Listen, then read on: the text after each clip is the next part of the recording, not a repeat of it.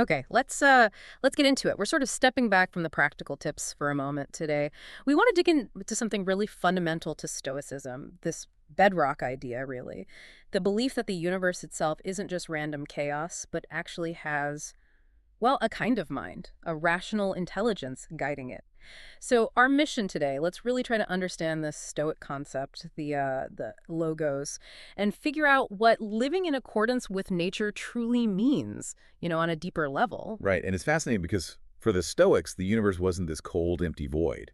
Not at all. They defined the logos as this cosmic intelligence. They actually describe it as a single, rational, and divinely ordered entity. A single entity, wow. So like the universe itself is intelligent? Essentially, yes. Uh, Think of it as the universal operating system. It's this all-pervading force of reason.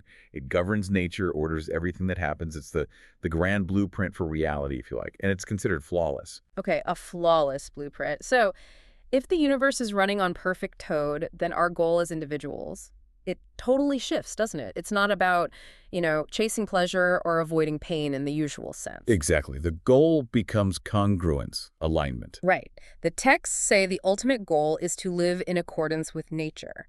So that means lining up my own reason with that bigger universal reason, the logos. Precisely. And this is where it gets very internal. The action happens inside your mind with what the Stoics called your hegemonicon, your ruling faculty. Ah, the hegemonic Yeah. thought. That's your core reasoning part, right? The bit that makes judgments. Yes, exactly. It's the seat of your judgment, your ability to assent to impressions, the only thing that's truly completely up to you. So living according to nature means making sure your internal judgments, what you decide is genuinely good or bad, perfectly mirror the external reality, the order decreed by the logos. Okay. And accepting that order means seeing everything that happens, even the tough stuff, Yeah. as part of some vast, interconnected, and purposeful plan. That's the idea. It leads to this profound acceptance. Hmm. That phrase, purposeful plan, that's often where people get stuck. I mean, doesn't that sound a bit like fatalism? If everything's already planned out by this perfect logos, why bother trying to be good or make an effort? Does my effort even matter? That's the classic challenge, yeah. But the Stoics have an answer. They'd say your effort, your rational response is part of the plan. It's woven in. Providence for them isn't some arbitrary fate. It's the perfect, rational order of nature unfolding. And they believe nothing happens without wise forethought. So my participation is required. Yes, the universe is rational, and you, possessing reason, are meant to participate rationally.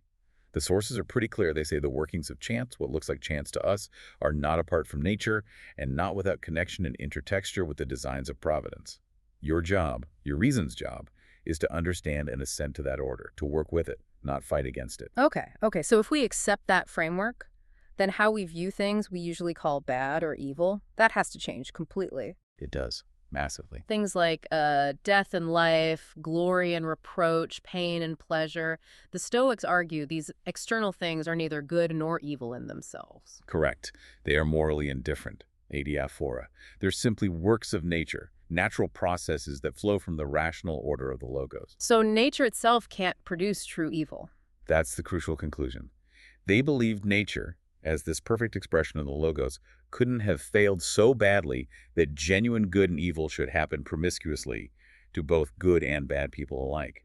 That wouldn't be rational. Therefore, nothing that is purely natural can be truly evil. Death, for example, is just a work of nature. It's a process. It's a process, not a moral failing of the universe. Exactly. And once you really internalize that these external events, the indifferent stuff of life, can't actually harm your inner reason, your hegemonicon, well, that's when you find that famous Stoic contentment, that inner citadel. Right. And that's really the core idea we want you, the listener, to take away from this deep dive today. It's about embracing this concept of the logos, this rational cosmic order, and aligning your personal reason with it. That's where the philosophical contentment comes from. It's not about forcing the world to change to suit you, but about understanding and accepting its inherent structure. Well put. The change is internal. So here's something to think about. If you truly accept this idea that the universe operates on perfect divine reason, and that this reason necessarily involves constant change, flux, things coming together and falling apart, ask yourself this: why are you still so bothered by the inevitability of change in your own life? That constant flux isn't a bug, it's a feature. It's the logos perfectly at work.